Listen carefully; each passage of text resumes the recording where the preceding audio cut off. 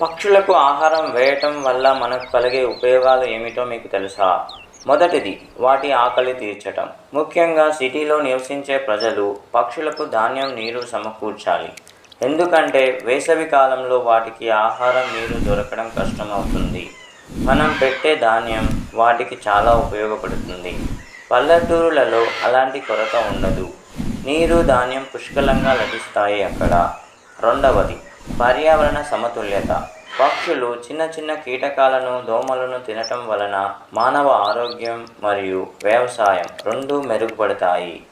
మూడవది, పరాగ సంపర్కం మరియు విత్తన వ్యాప్తి. సన్బైట్, మైనాలు, బుల్బుల్ అనే కొన్ని రకాల పక్షులు ఒక మొక్క మీద నుండి మరొక మొక్క మీదకు ఆహారం కోసం సంచరించినప్పుడు పరాగ సంపర్కం ద్వారా విత్తన వ్యాప్తి జరుగుతుంది. నాలుగవది, పుణ్యం, మానసిక శాంతి. మన హిందూ సాంప్రదాయం ప్రకారం పక్షులకు దాన వేయటం వలన పుణ్యం, మానసిక శాంతి లభిస్తుంది అని తెలుపబడుతుంది. ఐదవది, పక్షులను దగ్గరగా చూడవచ్చు. పక్షులకు ఆహారం సమకూర్చడం ద్వారా అవి మనతో స్నేహపూర్వకంగా ఉంటాయి.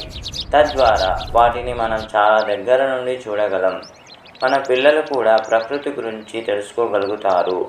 పక్షులకు మనం వేయవలసిన పదార్థాలు ముఖ్యంగా బియ్యం, విరిగిన గోధుమలు, జొన్నలు, మొక్కజొన్న గింజలు, కొన్ని రకాల పండ్లు వేయడం చాలా శ్రేయస్కరం.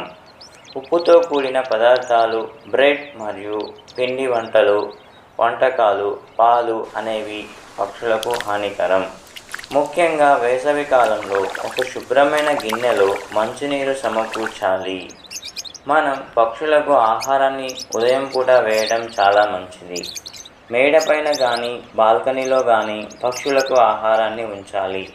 అక్కడ పిల్లులు, కుక్కలు రాకుండా చూసుకోవాలి. అతిగా ఆహారాన్ని వేయకూడదు. పక్షులు సాధారణంగా ఆహారాన్ని వెతుక్కోగలవు.